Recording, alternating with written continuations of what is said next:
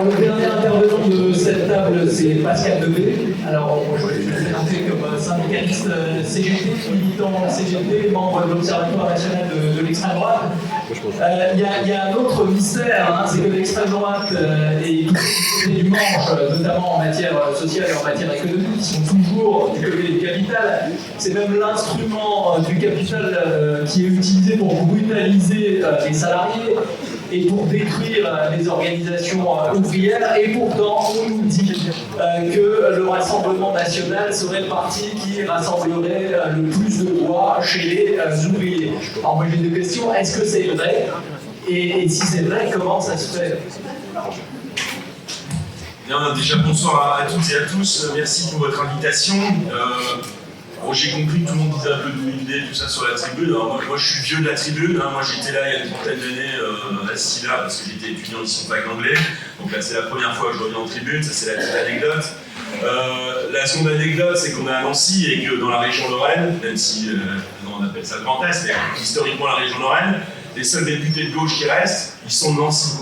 Et ailleurs, c'est fini. Ça a complètement basculé dans certaines circonscriptions de Moselle à droite, et pour tout le reste, et y compris il y a des camarades ici qui ont vécu des défaites, c'est l'extrême droite qui a remporté des députés majeurs. Hein, je pense au bassin de Pont-à-Mousson, je pense au bassin de Longwy, qui est une terre historique de lutte ouvrière, de lutte syndicale. Et voilà, donc on est quand même dans ce contexte-là, un contexte où je vais répondre à ta question, mais de façon au fur et à mesure. Parce que cette question-là, je vais être clair avec toi, je me suis occupé de 10 ans de la lutte contre l'extrême droite au niveau de la Confédération, et je t'aime bien tout, hein, mais cette question, je ne la supporte plus. C'est-à-dire qu'à un moment donné, ce côté de dire c'est les prolos qui votent extrême droite, et éventuellement aussi de dire bah, c'est des gens qui votaient communistes qui votent extrême droite, je ne dis pas qu'il n'y en a pas, mais c'est une fable. C'est une fable. Voilà. Et là, c'est une chose qui est bien plus complexe que ça. Alors, je vais essayer de tenir, on m'a dit 10 minutes, ça va être dur, mais je vais essayer de le faire. Je vais, en tout cas, pour une première partie, parce que je pense que si je dois intervenir par rapport à la lutte des travailleurs et des organisations syndicales, dans un combat ô combien difficile, et je viens ici de façon humble, comme à chaque fois que je me déplace, parce qu'on a vraiment un tour la peur devant nous, et la difficulté est majeure, et elle s'accentue. Donc, c'est l'état des lieux. Je ne vais pas vous faire chier avec 50 chiffres, mais quand même. En 2017, 13% des travailleurs qui sont proches d'un syndicat votent l'extrême droite, votent Le Pen. En 2022, ils passent à 21%. Ceux qui ne sont pas proches d'un syndicat étaient 25% en 2017, ils sont 27% en 2022. Alors, le chiffre-là, on l'interprète de deux manières. Il y a la manière négative de dire c'est beaucoup trop, car ça l'est, et y compris lorsqu'on voit que les travailleurs qui sont proches de l'organisation syndicale, ben, j'ai envie de dire, de plus en plus sont enclins à voter la représentante de la vieille extrême droite, fasciste, antisémite, raciste, qui est pour le grand remplacement, qui est pour quand même, on l'a pas dit depuis tout à l'heure, mais le concept de l'extrême droite, c'est la préférence nationale, même si le renommé priorité nationale, et donc c'est la mise en place d'une politique d'apartheid à tous les niveaux de la société, je dirais du berceau à l'enterrement. Voilà, et ça, il faut quand même qu'on le dise. À un moment donné... Ce que je veux dire par là, c'est que toutes les organisations syndicales, alors elles sont diverses, on est pays record du nombre d'organisations syndicales, c'est pas le débat de ce soir. Voilà, et ça, malheureusement, on n'en est pas là, nous non plus. Plusieurs organisations syndicales, on va dire, ne traitent pas ces questions. Voilà, je vais nommer, je vais peut-être faire des amis dans la salle, mais un syndicat comme Force Ouvrière, la CFPC, voire la CGC, ils n'ont pas de travail interne sur ces questions. Pour moi, je suis quand même fier d'être à la CGT qui s'occupe de ces questions, qui a monté un collectif il y a 13 ans que d'autres camarades ont pris relais, hein, depuis que je suis parti de la direction confédérale. On a un travail interne, je pense aux camarades de la FSU, aux camarades de Solidaire, même si là aussi, ça sera un grand débat, mais la CFDT travaille ces questions en interne, l'UNSA plus ou moins. Il y a un boulot de fond qui doit être mené. Mais il est balèze. Moi, je ne vais pas vous dire ici, voilà, on a fait tout bien, c'est magnifique, on a gagné, y compris en interne, ou là où on est implanté, ça se passe bien, parce que ça serait de vous raconter des mensonges. Donc, moi, ce que je veux vraiment dire aujourd'hui, c'est que la difficulté, elle est majeure. Le monde du travail, et vous le savez, il est très divers. Le monde du travail, il a évolué. Tu viens du Nord, je viens de Moselle, je viens aussi du terre industriel, je suis fils et petit-fils de sidérurgiste. J'ai grandi un peu comme toi aussi, où on était, voilà, on s'occupait de où on venait, comment s'appelait sa religion, sa couleur de peau, marocain, portugais, voilà. Sauf qu'aujourd'hui, quand on regarde, notamment dans cette région, et tu le sais, vous savez, lorsqu'on voit Fabien Engelmann, qui est élu à Hayange, qui se fait réélire au premier tour, qui est conseiller régional, quand on voit Giacobelli, que tu dois avoir grand plaisir à croiser régulièrement à l'Assemblée nationale, ne lui donne pas le bonjour de ma part, élu député de la vallée de la Fèche, bon, moi j'ai envie de vomir, mais en tout état de cause, c'est là. C'est-à-dire qu'ils sont implantés, et à un moment donné, ce qu'il va falloir qu'on affronte, c'est le discours qui réussisse à développer un discours. Moi je vis dans le rural, je ne vis pas à Nancy. Et c'est vrai que quand on vit dans le rural, et je me reconnais dans ton exemple, c'est entre 50 et 55, voire 60% des gens, quand ils vont à l'urne, qui votent extrême droite. Donc à chaque fois que tu croises quelqu'un, il y en a 1 sur 2, voire 2 sur 3. Bon, c'est pas ton copain ou ta copine. Mais à un moment donné, ce qui est terrible, bien sûr qu'il y a des gens racistes. Bien sûr qu'il y a des gens qui, dont la motivation pour le vote d'extrême droite est clairement un racisme, je dirais, viscéral. Mais on a aussi de plus en plus de gens qui se sont fait embarquer par le discours de l'extrême droite, qui ont été convaincus, parce que tu avais raison de dire, ils essaient de mettre la cravate et tout ça, ils sont, ils ont mis le costume, voilà, ils se présentent bien, ils font attention quand même si, comme tu disais, certainement dans les commissions avec vous, ils se lâchent un peu, mais quand ils sont sur les plateaux télé, quand ils discutent avec les gens, ils sont vachement vigilants, ils font attention à ce qu'ils disent, ils essaient de passer les gens corrects, les gens bien polis, les gens civilisés, bien sûr en montrant les gens de gauche comme étant eux les radicaux, les gens qui n'ont rien compris à la société, qui n'ont rien compris à la vie.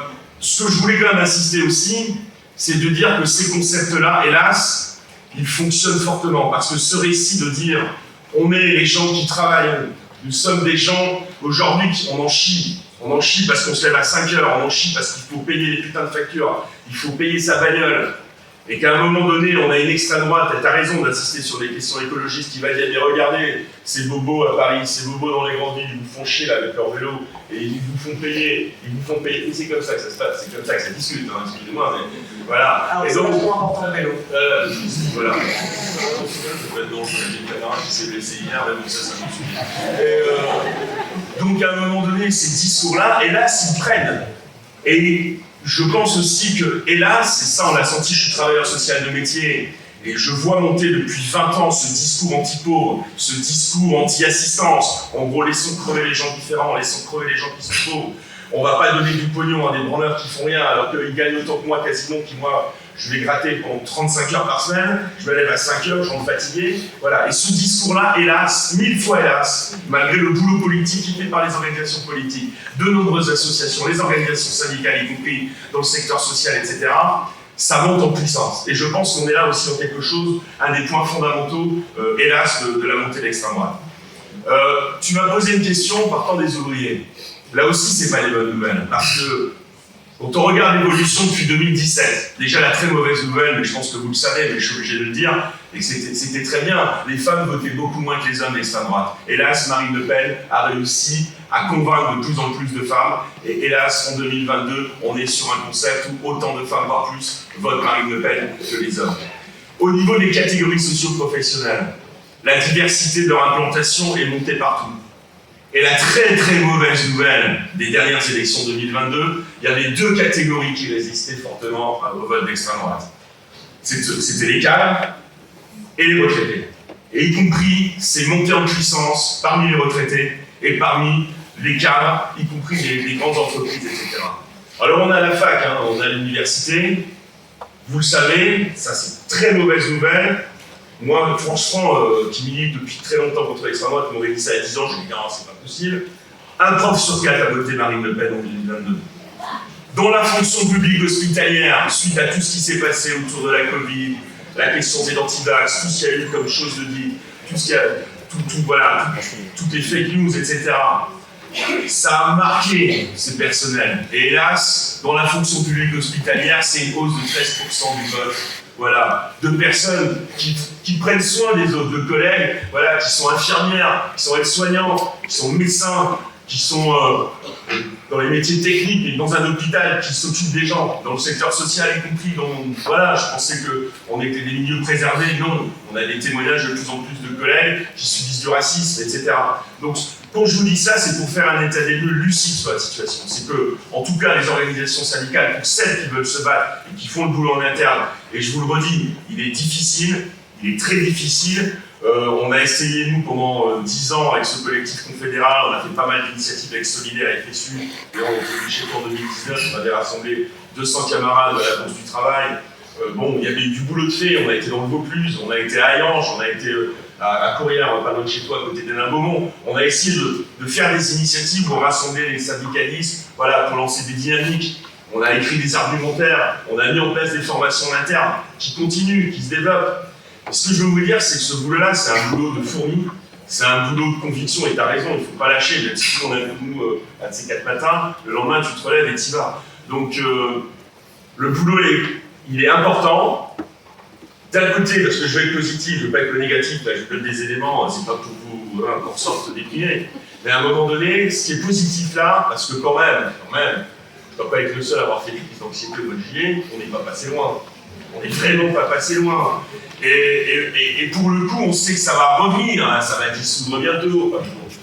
Il va se passer des élections après l'été, pendant l'été, à l'automne, à l'hiver, mais ça, c'est pas possible que ça tienne 3 ans, cette affaire.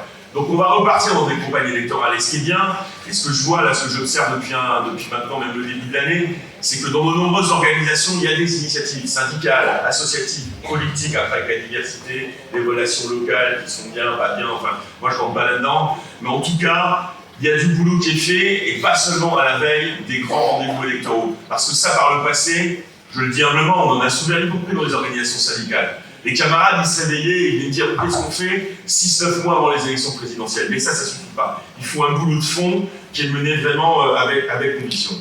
Ce que je voulais dire aussi, alors quelques exemples. Parce que c'est vrai que le Front National, moi je suis un vieux, alors je vous dirais comme ça, ils vont avoir changé le nom, c'est comme de dire que c'est la priorité nationale à la place de la préférence nationale. Tout ça, c'est des mots, c'est des stratégies politiques de communication.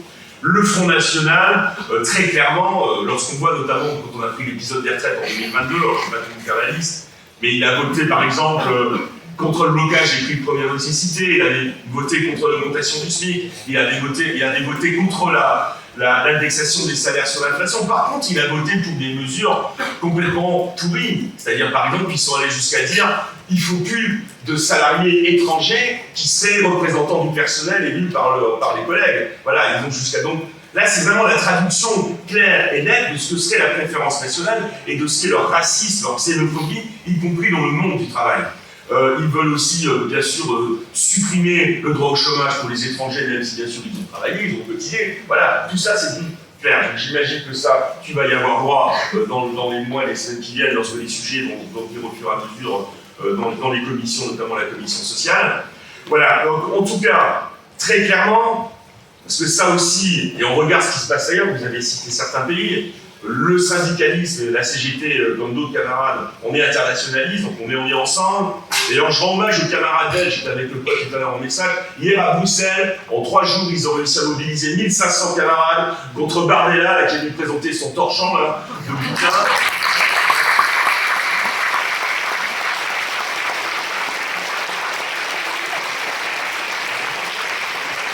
En tout cas, voilà, ce que je voulais dire, c'est que là-dessus, dans les syndicats, y compris dans d'autres pays, ça se bagarre. Moi, je pense que j'ai une pensée pour les syndicats américains. On est en lien avec eux, là, il y a une note qui va avancer. On essaye d'analyser ce qui se passe. Quelques trucs quand même. Très clairement, parce qu'il y a tas de théories quand même sur l'analyse des États-Unis.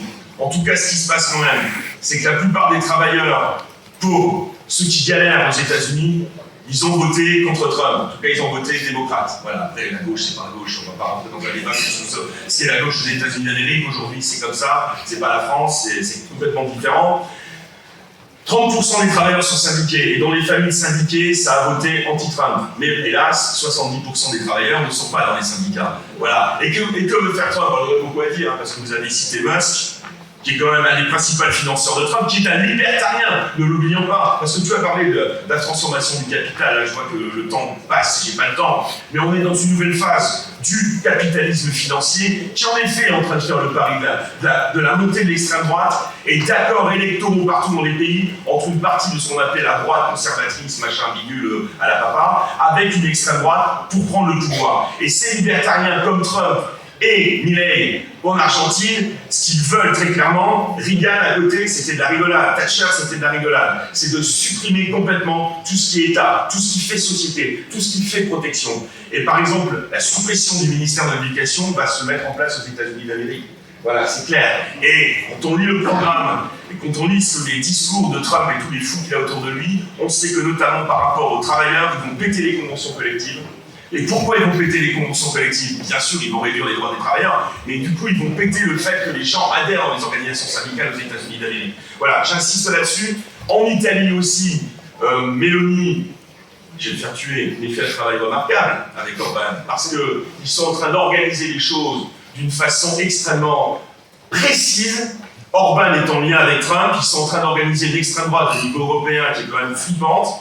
Je ne veux pas rentrer dans un autre sujet, mais quand même un quart des députés européens aujourd'hui sont d'extrême droite. Ils avaient 2 groupes européens, maintenant ils en ont 3. Là, ils sont en train de bouger, là, je ne vais pas vous faire chier avec ça, mais il y a quand même une hypothèse qu'on ait des vice-présidents de la Commission européenne qui soient d'extrême droite, un hongrois et un italien, notamment un de Fratelli d'Italia, le parti d'extrême droite de Meloni. Donc, oui, les choses sont complexes partout et les digues sont en train de sauter. Donc il faut qu'on tienne les digues dans le monde du travail, dans le rural, dans les villes, dans les partis politiques, dans les associations. Parce que ce que je veux dire aussi, c'est que quand je vois l'état du syndicalisme italien, nos camarades et nos amis de la CGT, ils mènent la bagarre antifasciste. Et je peux vous dire que là, il y a des décisions, notamment dans le syndicalisme européen, où les 2 autres syndicats italiens, ils sont en train de lâcher. Ils sont en train de dire non, on ne va pas monter un observatoire au niveau de la Confédération européenne des syndicats, non, on ne va pas monter une commission européenne syndicale qui s'occupe de ces questions, parce qu'il y a tout ça qui est en train de se passer, ça met toujours du temps, hélas, de mon goût, ça ne va pas assez vite, évidemment, mais en tout cas, ce que je veux quand même insister là-dessus, c'est qu'y compris le syndicalisme international, européen, français, sur ces questions d'antifascisme, on est en train de passer des caps, de toute façon, ça brûle de partout, notamment dans plein de pays, on le sait, on va avoir des majorités et des coalitions où l'extrême droite sera au pouvoir, et vous le savez, y compris nos voisins allemands, et on n'est pas loin de l'Allemagne. Dans les sondages, l'AfD est 2e dans les sondages, il y aura des élections au mois de février, et il y a le risque que l'AfD, quand même, qui est un des partis les plus nazis et qui l'affiche clairement dans toute l'Union européenne, est proche de 20% des voix dans les sondages, c'est quand même assez catastrophique. Je pense que j'ai exposé le temps, donc je vais en arrêter là. Merci à vous.